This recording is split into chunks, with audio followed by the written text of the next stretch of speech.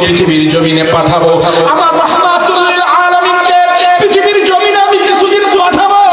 এই ইচ্ছা যখন আমি পোষণ করেছি, আমি একটা গ্রহকে ফাটিয়ে আমি পৃথিবী তৈরি করে দিলাম। পৃথিবীতে এত সুন্দর সুন্দর পাহাড় আমি সৃষ্টি করেছি, এত পাহাড় গাছপালা সৃষ্টি করেছি, সমুদ্রের মাছগুলো সৃষ্টি করেছি এই নবীর জন্য। সেই নবী আজকে সিজদায় পড়ে গেছে। কিয়ামতের ময়দানে আজকে মনে রাখবেন, কিয়ামতের ময়দানে লক্ষ কোটি কোটি উম্মত নবীগুলো সবাই দাঁড়িয়ে থাকবে, সবাই ইয়া নাফসি ইয়া নাফসি বলবে। আরশে আজিম থেকে কিয়ামতের মাঠে আল্লাহ তাআলা নামবে না। যখন আমার নবী মুহাম্মদুর রাসূলুল্লাহ সিজদায় পড়ে যাবেন, আল্লাহ রাব্বুল আলামিন আরশে আজিমে থাকতে পারবেন না। আরশে আজিম থেকে কিয়ামতের ময়দানে নেমে যাবে, নেমে বললেন নবী আপনি মাথা উঠান, আপনি মাথা উত্তোলন করেন, আপনার চাওয়াগুলো আপনি বলেন। পৃথিবীর জমিনে তো আপনি আমার কাছে কিছুই চান নাই। উহুদের ময়দানে আপনাকে রক্তাক্ত করেছে, বদরের ময়দানে আপনাকে রক্তাক্ত করেছে, হাজার হাজার সাহাবীদেরকে তারা হত্যা করেছে। আপনি আমার কাছে কিছুই চান নাই, আপনি পেটে পাথর বেঁধেছেন। পৃথিবীর জমিনে আমার কাছে আপনি কিছুই চান নাই। আপনার কলিজার টুকরা হাসান হুসাইনকে তারা কারবালার ময়দানে শহীদ করেছে, আপনি আমার কাছে কিছুই চান নাই। কারণ আমার নবীজি জীবন দশায় বলে গিয়েছিলেন, আমার রেখে যাওয়া ইসলামকে পৃথিবীর জমিনে প্রতিষ্ঠা করার জন্য, ইসলামকে কায়েম করার জন্য। আজকে ইসলাম কায়েমের অনেক স্লোগান আমরা শুনতে পাই, কিন্তু আমার হুসাইন রাদিয়াল্লাহু তাআলা কিভাবে ইসলাম কায়েম করেছিলেন তার জীবনীটা একটু আপনারা পড়বেন। আল্লাহ রাসূল সাল্লাল্লাহু আলাইহি ওয়াসাল্লাম বলেছেন, আমার কলিজার টুকরা হুসাইন শাহাদাতের কারবালার ময়দানে শহীদ হবে শুধু আমার উম্মতদেরকে বাঁচানোর জন্য। এই ঘোষণা আমার নবী দুনিয়ায় থাকা অবস্থায় জিবরাইল জানিয়ে গিয়েছে। জিবরাইল সাল্লাম যখন আমার নবীর কানে কানে বলতেছে, হে নবী আল্লাহ তাআলা আপনাকে জানাতে বলেছেন আপনার ইন্তেকালের পরে আপনার কলিজার টুকরা হুসাইনকে কারবালার ময়দানে শহীদ করা হবে। এর বিনিময়ে লক্ষ কোটি উম্মতদেরকে আল্লাহ নাজাত দিবে।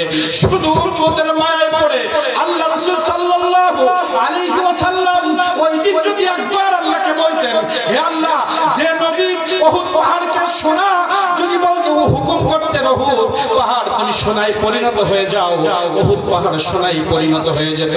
যে নবী একবার ঘোষণা দিলে তায়েফের ময়দান উল্টে যেত।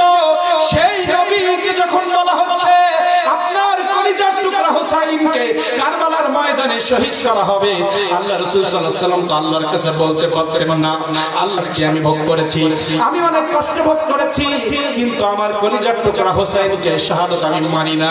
এই কথা আমার নবীজি কেন বলেন নাই? আমার নবীজি যখন জানতে পেরেছেন হুসাইনের শাহাদাতের বিনিময়ে ইসলাম নতুন করে জিন্দা হবে, শুধু ইসলামের জন্য এই আপনার আমার মতো গুনাহগার উম্মতদেরকে কিয়ামতের ময়দানে বাঁচানোর জন্য আল্লাহ রাব্বুল আলামিনের কাছে দরখাস্ত করে নাই। দরখাস্ত করলে ইয়াজিদের ক্ষমতা ছিল না হুসাইন রাদিয়াল্লাহু তাআলার গলায় ছুরি চালাবে। কারণ পৃথিবীর কোন ব্যক্তির ক্ষমতা ছিল না। ইহুদিরা কম চেষ্টা করে নাই আমার নবীজির বডি মোবারক চুরি করার জন্য, পৃথিবীর কাফেররা কম চেষ্টা করে নাই, কিন্তু পারে নাই, কারণ আল্লাহ হেফাজত করেছেন। আর ওই আল্লাহ যদি হেফাজত করতেন, হুসাইন রাদিয়াল্লাহু তাআলার গলায় ছুরি চালানোর ক্ষমতা কারোর ছিল না। শুধুমাত্র দোয়া করে নাই, কিয়ামতের ময়দানে চাইবেন যখন সিজদায় পড়ে যাবেন, আরশে আজিম থেকে যখন আল্লাহ রাব্বুল আলামিন নেমে আসবেন, এসে বলবেন মায়ের নবী, ও মায়ের নবী, ও রাহমাতুল লিল আলামিন নবী, আপনি মাথা উঠান, মাথা উঠান। আল্লাহ রাসূল সাল্লাল্লাহু আলাইহি ওয়াসাল্লাম বলবেন, হে আল্লাহ আমার একটা উম্মত জাহান্নামে থাকতে আমি মাথা উঠাইব না। তাকবীর, আল্লাহু আকবার, নারে রিসালাত, পবিত্র ঈদে মিলাদুন নবী।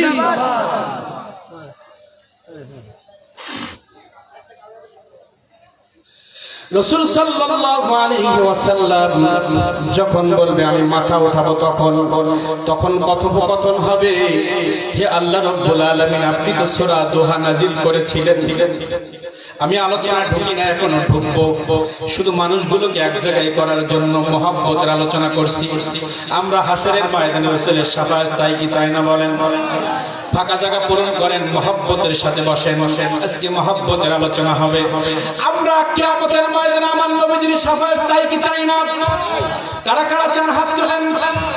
ইয়া রাসূলুল্লাহ, সবাই ইয়া হাবিবাল্লাহ, ইয়া রাসূলুল্লাহ, ইয়া হাবিবাল্লাহ, ইয়া রাসূলুল্লাহ, তুমি জীবন, তুমি মরণ, আধার ঘরে তুমি আপন, তুমি মোদের পারের তরি, তুমি নিধানে তারানে ওয়ালা, ইয়া রাসূলুল্লাহ, ইয়া হাবিবাল্লাহ, ইয়া রাসূলুল্লাহ, তুমি জীবন। তার মানে এই জীবনে যদি নবীর আদর্শ না থাকে, এই জীবনের কোনো দাম নাই। আপনার আমার লক্ষ কোটি কোটি টাকা রয়েছে, বিঘার পরে বিঘা জমি রয়েছে, কোটি কোটি টাকার ব্যবসা রয়েছে, কোটি কোটি টাকার চাকরি রয়েছে, কোটি কোটি টাকার সম্পদ আপনার আমার আছে, কিন্তু আমার নবীর মহব্বত যদি না থাকে, আমার নবীজির আদর্শ যদি আমাদের মধ্যে না থাকে, ওই টাকা, ওই ক্ষমতা, ওই পাওয়ার, ওই অর্থ আমাদের কোনো উপকারে আসবে না। এই জন্য বললাম তুমি জীবন, তুমি মরণ। তুমি মরণ মানে কবরের মধ্যে আপনার আব্বা, আপনার আমার বাবা, মা, সন্তান, স্ত্রী, পৃথিবীর জমিনের কোন এমপি, মন্ত্রী, কোন নেতা কবরের মধ্যে এসে আমাদের উপকার করতে পারবে না। মান রব্বুকা যখন বলা হবে, আমরা বলবো রব্বি আল্লাহ, মান দীনুকা দীনুল ইসলাম, কিন্তু শেষ প্রশ্নটা কি হবে? মা কুনতা তাকুনু হাযা হাক্কির রাজুল। পৃথিবীর জমিনে আপনি চিন্তা করে দেখেন, কবরের মধ্যে আমাদের প্রশ্ন হবে তিনটা। এখানে বাবার কথা শুনবে না, মায়ের কথা শুনবে না, দাদার কথা শুনবে না, দাদির কথা শুনবে না। তুমি কোন নেতার পিছনে ঘুরেছো, ওই নেতার কথা শোনা হবে না। তুমি কোন দেশে বাস করতে, সেই দেশের প্রেসিডেন্টের নাম বলো, এটাও শোনা হবে না। তোমার ব্যবসায়িক পার্টনার কে ছিল, এটাও শোনা হবে না। শোনা হবে মান রব্বুকা, যিনি মালিক, আর মান দীনুকা, যে ইসলামের উপরে আমরা ছিলাম কি ছিলাম না। তৃতীয় নম্বর প্রশ্ন হবে মা কুনতা তাকুনু হাযা হাক্কির রাজুল। তোমার সামনে যাকে দেখানো হয়েছে, তোমার সামনে ডানে তাকায় দেখো, তোমার সামনে একজনকে উপস্থিত করা হয়েছে, এই ব্যক্তির সম্পর্কে তোমার ধারণা কি? পৃথিবীর জমিনে যারা বলবে নবী আমার মত, নাউযুবিল্লাহ, কোশ্চিন কালেও নবী চিনতে পারবে না। নবী মরে পুষে গলে গেছে, নাউযুবিল্লাহ, আমার নবীজিকে তারা চিনতে পারবে না। সাংবাদিক বলবা নবীজিকে চেনার ক্ষমতা তোমার হবে না।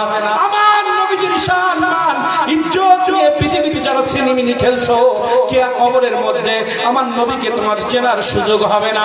মা কুনতা তাকুনু হাযা হাক্কির রাজুল, এই ব্যক্তি সম্পর্কে তোমার ধারণা কি?